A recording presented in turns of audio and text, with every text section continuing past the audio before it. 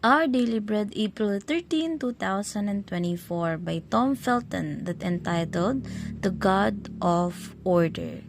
Ang scripture natin for today is Genesis Kapitulo 1, versikulo 1 hanggang 10. Ito ay ang kasaysayan ng paglikha. Sabi dito, nang pasimula ay nilikha ng Diyos ang langit at ang lupa. Ang lupa ay walang hugis o anyo, dilim ang bumabalot sa kalaliman at kumikilos ang Espiritu ng Diyos sa ibabaw ng tubig. Sinabi ng Diyos, magkaroon ng liwanag at nagkaroon nga.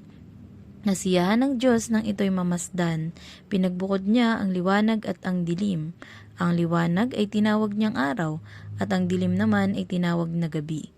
Lumipas ang gabi at sumapit ang umaga, iyon ang unang araw. Sinabi ng Diyos, magkaroon ng kalawakang maghahati sa tubig upang ito'y magkahiwalay, at nangyari ito.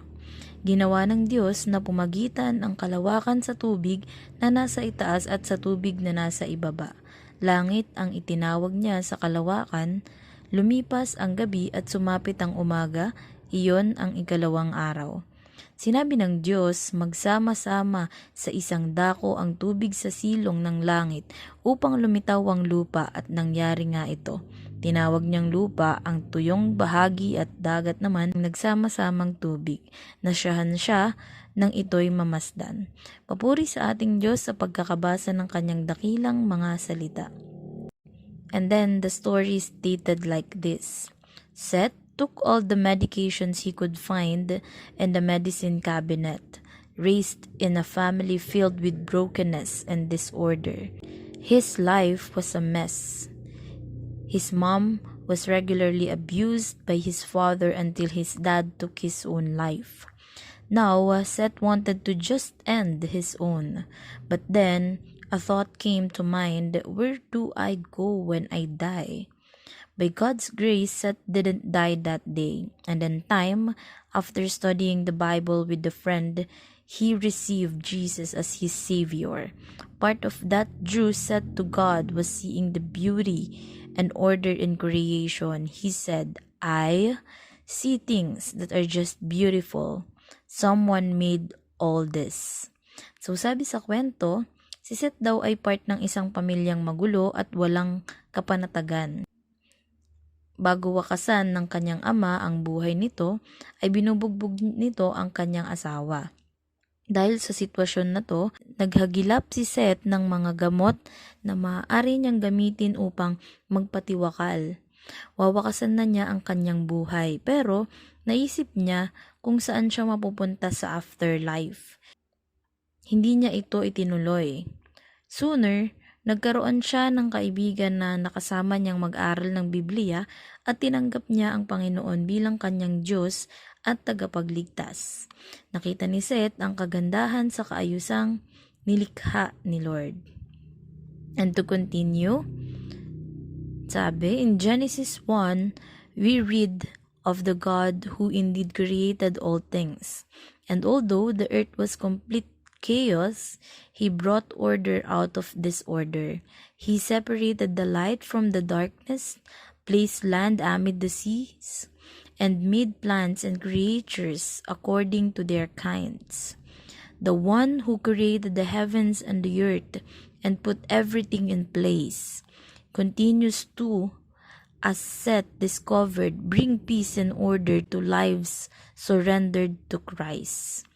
We Christians know that God created all things.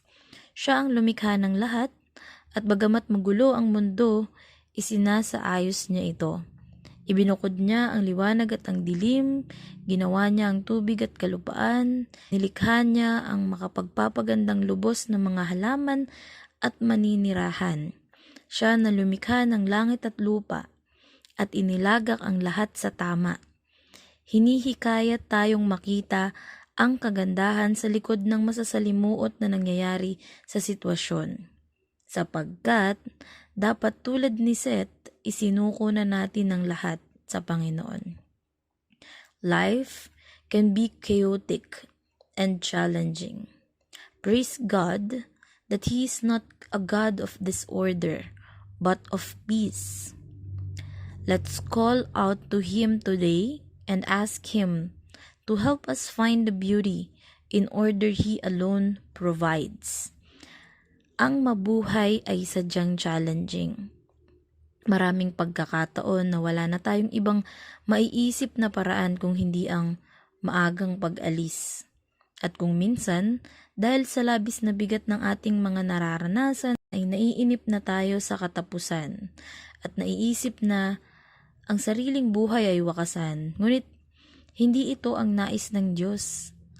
Alam nyo, sa maniwala kayo at sa hindi, God is always with us. In times of success and trials, hindi niya tayo iniiwan at lagi niya tayong kinakausap.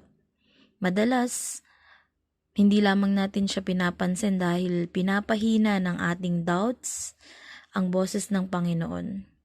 God gave us our free will for He doesn't want to control us. Binigyan niya tayo ng pagkakataon para pumili.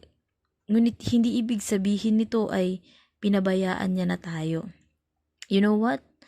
Nalulungkot ang Diyos sa mga pagkakataong naiisip nating isuko ang buhay sa kamay ng walang karapatan.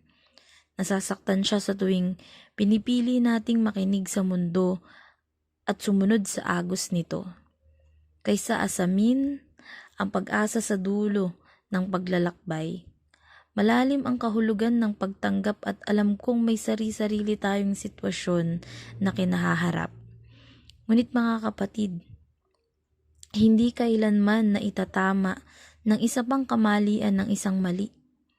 Hindi masusolusyonan ng pananakit ng sarili ang problema at lalong hindi ito malulutas sa pamamagitan ng pag-alis ng maaga.